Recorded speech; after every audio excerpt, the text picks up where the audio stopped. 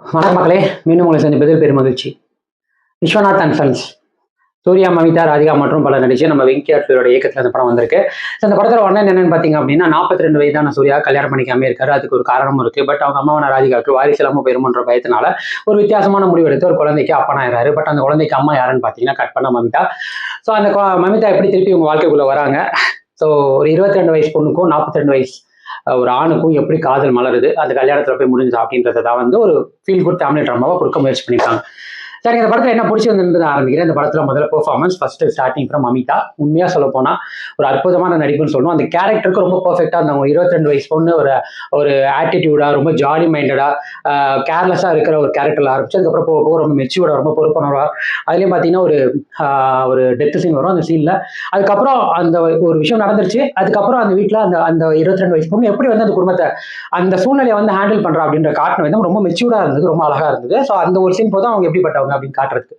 So அது இல்லாம ராதிகாவுக்கும் அவங்களுக்குள்ள கெமிஸ்ட்ரி, சூர்யாவுக்கும் மமிதாவுக்கும் உள்ள கெமிஸ்ட்ரி, சூர்யாவுக்கும் மமிதாவுக்கும் வந்து குழந்தைக்குள்ள கெமிஸ்ட்ரினா எல்லாரோட பெர்ஃபார்மன்ஸும் ரொம்ப அற்புதமா இருந்தது. அதுக்கு அடுத்து சூர்யா ஒரு 42 வயசுக்குரிய ஒரு கேரக்டர்ல ஒரு கோல்டு மெடலிஸ்ட், ஒரு பயங்கர பிசினஸ் டைக்கூன் அப்படின்ற ஒரு ப்ராப்பரான ஒரு ரோலுக்கு ஏற்ற மாதிரி ஜஸ்டிஃபைடா இருக்காரு. அவரோட காஸ்டியூம்ஸ், நடை, உடை, பாவனை எல்லாமே அதுக்கு பர்ஃபெக்டா சூட் ஆகுது. அதுக்கு அடுத்து ராதிகா மேம் ஒரு அம்மா, 42 வயசுக்குரிய அம்மாக்கு என்ன ஒரு 42 வயசு பையனுக்குரிய ஒரு அம்மாக்கு என்ன மாதிரி ஒரு மனம் வேதனை இருக்கும், ஒரு பையன் தனியா இருந்தா அப்படின்ற ஒரு அழகா அந்த வழியை ரொம்ப அழகா ஜாலியாக காட்ட முயற்சி பண்ணிருக்காங்க. அதுக்கடுத்து மமிதா வந்ததுக்கு அப்புறமா அவங்களோட நடிப்பு பிரமாதமா இருந்தது. ஓவராலா பர்ஃபார்மன்ஸ் வரும்போது எல்லாரோட நடிப்புமே ரொம்ப பிரமாதமா இருந்தது. அதுக்கு அடுத்து இந்த படத்தோட இந்த ப்ரொடக்ஷன் வேல்யூ, சீரியஸா ஒரு பிசினஸ் டைக்கூன் அப்படின்னா ஒரு one of the richest person காட்டணும். அதுக்கு யூஸ்வலா நம்ம ஊர்ல காட்டுறது வந்து கொஞ்சம் வேற விதமா காட்டுவாங்க. பட் தெலுங்கு பொறுத்த வரைக்கும் ஒரு 50 ஏக்கருக்கு நடுவில் ஒரு வீடு, கார் பார்க்கிங்கும் வீட்டுக்கும் 5 கிலோமீட்டருக்கு நடுவில் ஒரு இடைவெளி அப்படின்ற மாதிரி ரொம்ப பிரம்மாண்டமா காட்ட முயற்சி பண்ணியிருக்காங்க. நிறைய இடங்கள் அது செட்டுன்னு தெரிஞ்சாலும் கொஞ்சம் ஓவர் ரேட்டடா காட்டுற ரொம்ப அதிகப்படியான பணக்கார ஒரு கற்பனையில கூட இப்படி ஒரு பணக்காரன் இப்படி இருப்பான் அப்படின்ற ஒரு எண்ணத்தை வர வைக்கிறது நம்மளால தவிர்க்க முடியல.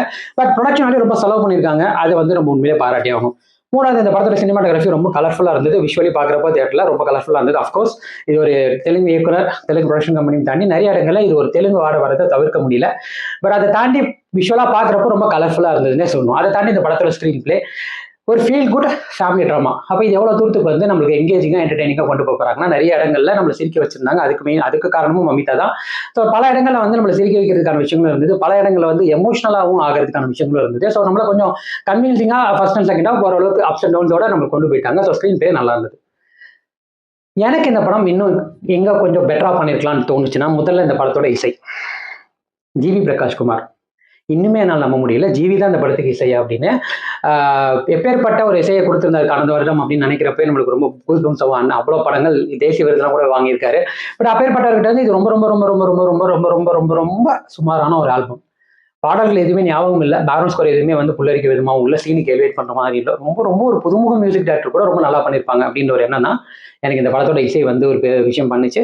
அதுக்கடுத்து இந்த படத்தோட பிளாட், ஒரு 42 வயசு ஆன ஒரு 22 வயசு பொண்ணு காதலிக்கிறதுக்கான சூழ்நிலை எப்படி ஏற்படுது, அதுக்கடுத்து அவங்க 2 பேரும் இணையறதுக்கு இந்த சமூகமும் சரி, அந்த 42 வயதுக்குரிய ஆணோட மன பார்வையும் சரி, இது எவ்வளவு தூரத்துக்கு வந்து மாறுபடுது அப்படின்றத காட்ட முயற்சி பண்ணியிருக்காங்க. அது இன்னுமே கிளாரிட்டியோட சொல்லியிருக்கணும். பிளாட் என்னவோ அதுக்கு நிறைய இடத்துல டிவியேஷன் ஆகி நிறைய, அதாவது ஒரு சீன்ல வந்து 6 மாசத்துக்கு இந்த குழந்தை வந்து எப்படி வளரும், எப்படி வளர்க்க போறீங்க அப்படின்னு காட்டுறது, கோர்ட்ல ஒரு ஆளுங்களாம் வந்து பார்ப்பாங்க அப்படிலாம் இருக்கும். பட் ஒரு சீனுக்கு அப்புறம் அப்படியே கட் ஆஃப் பண்ணா மேரேஜ் ஆகுதுன்னு வேறு ஊருக்கு போயிடுவாங்க. அதோட அந்த இது மறந்துடும். ஸோ அப்படியே அது அங்கங்க ஜம்ப்ல இருக்கும்.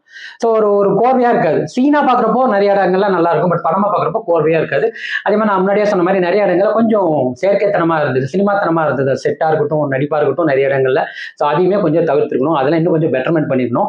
ஸோ இது எல்லாமே என்னன்னா ஒரு நல்ல ஃபீல் குட் ட்ராமா வர வேண்டியது கொஞ்சம் ஹை பட்ஜெட் இந்தி சீரியல் டைப்புக்கு முடிஞ்ச மாதிரி இருந்தது. எனக்கு அதுதான் மன வருத்தமே.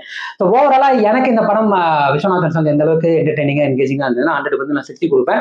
இது யார் பார்க்கலாம் அப்படின்னா ஒரு ஃபேமிலியோட ஒரு ஜாலியா ஃபேமிலியோட போய் படம் பார்க்கணும்னு நினைக்கிறீங்க, தாராளமா பார்க்கலாம். வல்கரிட்டி கிடையாது, பிளட்ஷெட் கிடையாது, ஒரு நல்ல படம் ரொம்ப நாள் கழிச்சு அப்படின்னு கூட சொல்லலாம். அதாவது ஃபேமிலி ஆடியன்ஸா அதை பார்க்கறதுக்கு. அதை தாண்டி சூர்யா வந்து ஒரு மாதிரி ஹை கிளாஸா ரிச்சா பார்க்கணும், அந்த அவதாரில் அந்த ரோல்ல பார்க்கணும்னு நினைக்கிற சூர்யா ஃபேன்ஸ்க்கும் இது நல்லா இருக்கும். மற்றபடி கருப்பு படத்தை வச்சு கம்பேர் பண்ணிட்டோ, லக்கி பாஸ்கரோட கம்பேர் பண்ணிட்டோ போனீங்கன்னா கண்டிப்பா டிசப்பாயின்மெண்ட் ஆகும். ஸோ எதையுமே எக்ஸ்பெக்ட் பண்ணாம போங்க. மேபி உங்களுக்கு இந்த படம் ஒர்க் அவுட் ஆகலாம். சாதாரண மக்களை மீண்டும் அடுத்த நல்ல திரைப்படம், நல்ல விமர்சனம், நல்ல முடித்துட்டு சந்திக்கிறேன். By from Vijay. அதான் இது நம்ம ஷோ ஃபீல் அந்த போச்சு.